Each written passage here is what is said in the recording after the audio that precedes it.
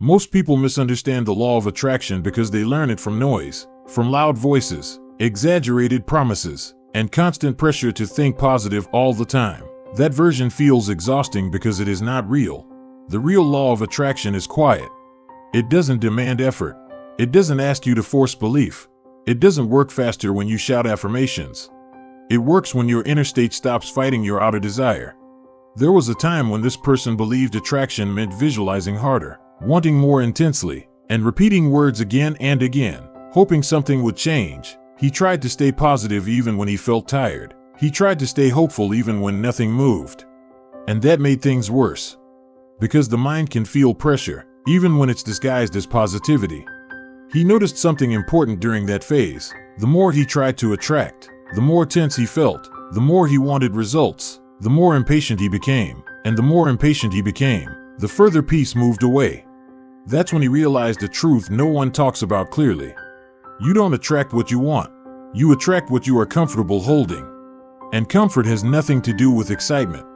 It has everything to do with nervous system safety. If your body feels rushed, anxious, or desperate, it doesn't matter what your thoughts say. Your system is signaling lack, and lack cannot attract abundance, because abundance requires space. So instead of trying to change his future, he started working on something simpler. His inner pace. He stopped asking, "How do I manifest this faster?" He started asking, "Why does my system feel like it's running?" He slowed his mornings. He reduced mental noise. He stopped over-consuming motivation. He allowed boredom without filling it immediately. This felt unproductive at first, like he was doing less instead of more, but something subtle changed. His mind became quieter. And quiet is powerful. In that quiet, desire stopped feeling urgent. Goals didn't disappear, but they stopped shouting. They became clear instead of demanding. He could think about what he wanted without feeling pressure in his chest. This is where real attraction begins.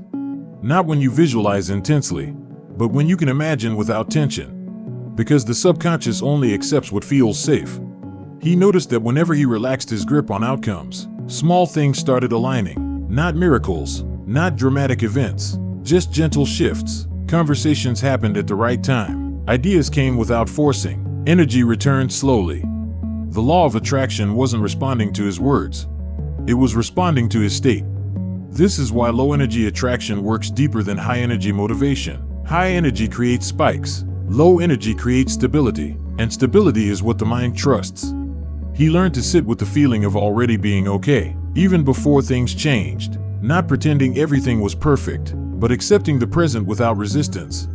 That acceptance didn't make him passive. It made him aligned. Aligned action feels different from forced action. It doesn't drain you. It doesn't need constant encouragement. It feels natural, almost obvious. And the moment action feels obvious, resistance dissolves. This is the beginning stage of attraction most people skip. They want results without regulation. They want abundance without calm. They want change without safety. But the system doesn't work that way.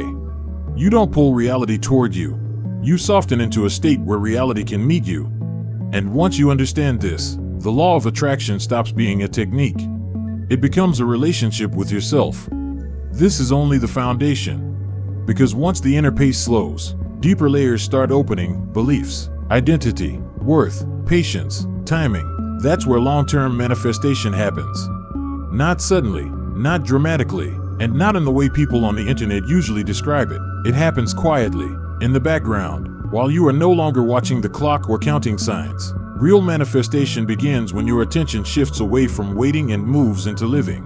After the inner pace slowed, something deeper started to surface. Beliefs he didn't know he was carrying became visible. Not the obvious ones, but the subtle ones. Beliefs about deserving, beliefs about timing, beliefs about how much effort something should take. These beliefs were not spoken in words, they were felt in the body. He noticed that whenever he thought about certain desires, there was a slight tightness, a hesitation, a feeling that said, maybe not yet, or maybe this is too much. That feeling mattered more than any affirmation. Because manifestation does not respond to what you say you want. It responds to what you allow yourself to receive. So instead of trying to replace negative thoughts with positive ones, he did something calmer. He questioned the tension. He asked where it came from, not aggressively, gently, like listening instead of correcting. Often, The tension came from old experiences, times when things didn't work out, moments when hope felt embarrassing, situations where wanting more felt unsafe. The mind remembered those moments, even when the present was different. This is why patience is part of manifestation. You are not convincing the universe. You are reassuring your nervous system. He stopped forcing belief and started building familiarity. He imagined his desired life not as a fantasy, but as something ordinary, something normal, something his system could recognize without excitement or fear. That normalization changed everything. When something feels normal internally, you stop chasing it externally. You stop putting it on a pedestal. And when you stop chasing, resistance dissolves. This is the paradox people rarely understand. Wanting less intensely often attracts more smoothly. As weeks passed, his actions changed without effort. He didn't try harder. He simply responded differently. Opportunities that once felt intimidating now felt manageable. Decisions that once felt risky now felt timely. He wasn't braver, he was calmer. And calm allows clarity. Manifestation expresses itself through behavior before it shows up as results. You speak differently. You choose differently. You walk away from things that don't match your state anymore. Not out of discipline, but out of alignment. This is where identity shifts. You stop seeing yourself as someone waiting for life to change. You start seeing yourself as someone life is already moving through. That shift is subtle, but powerful. The outer world starts reflecting it slowly, not with instant rewards, but with coherence. Things make more sense. Timing feels less random. Effort feels more effective. You realize you are not creating reality from scratch. You are meeting it halfway. This is why low-energy law of attraction works best for long-term change. It doesn't depend on mood. It doesn't collapse when emotions fluctuate. It builds a stable inner environment where desire can settle instead of fight. At this stage, letting go happens naturally, not because you gave up, but because holding on tightly no longer feels necessary. Trust replaces urgency. And trust is magnetic. Not the blind kind. The quiet, grounded kind. The kind that says, I'm moving in the right direction, even if I can't see everything yet. This is where manifestation deepens again, beyond material outcomes, into timing, into intuition, into knowing when to act and when to wait. And this is where the law of attraction stops feeling like a method. It becomes a way of being. This story is still unfolding, because the deepest layer of manifestation is not about receiving. It's about staying aligned even when things take time. And that is where most transformations either stabilize or fade. This is the quiet crossroad most people never notice. From the outside, nothing dramatic happens here. No failure, no success, just time passing. And yet, this is where everything is decided. When transformation begins, it often feels gentle. You feel lighter, clearer, more aligned. Life feels like it's finally responding. But then comes the part no one warns you about, the ordinary days. Days when nothing special happens. Days when progress feels flat. Days when the excitement of inner change settles into neutrality. This is where many people unconsciously step back. Not because they want to quit, but because they expect transformation to keep feeling new. They expect alignment to always feel inspiring. They expect manifestation to keep giving signs. But real alignment doesn't entertain you. It steadies you. He noticed this phase clearly. The calm that once felt refreshing now felt normal. The clarity that once felt exciting now felt quiet. And the mind, used to stimulation, started asking old questions again. Is this working? Shouldn't something big have happened by now? Am I missing something? Nothing was wrong. But the ego doesn't like neutrality. It wants feedback. It wants confirmation. It wants intensity. This is where transformation either stabilizes into identity or fades back into seeking. He chose to stay. Not by effort. Not by discipline. By remembering why the noise stopped in the first place. He realized something important in this phase. Alignment is not a feeling you maintain. It's a posture you return to. Some days he felt connected. Some days he didn't. But he stopped interpreting emotional fluctuation as a sign. He let states pass without reacting to them. This is maturity in manifestation. You don't measure progress by how you feel today. You measure it by how quickly you return to center. When stress appeared, he didn't panic. When doubt surfaced, he didn't fight it. He allowed emotions to move without letting them take the wheel. That was new. Earlier, emotions decided direction. Now, direction existed independently of emotion. This is where transformation stabilizes. Because stability is not the absence of emotion. It's the absence of identification with emotion. Life continued to move, slowly, naturally. Some things aligned, some didn't, but his internal relationship with outcomes had changed. Success didn't inflate him. Delay didn't shrink him. He stopped scanning the future for proof. He lived the present without resistance. And that created something rare. Consistency without pressure. He kept showing up, not because he was chasing a result, but because this version of him felt right, even on quiet days, even on uncertain days, even when nothing external validated the change. This is why most transformations fade. Not because people lose belief, but because they stop returning to alignment once it becomes familiar. They confuse calm with stagnation. They confuse neutrality with failure. And they go looking for noise again.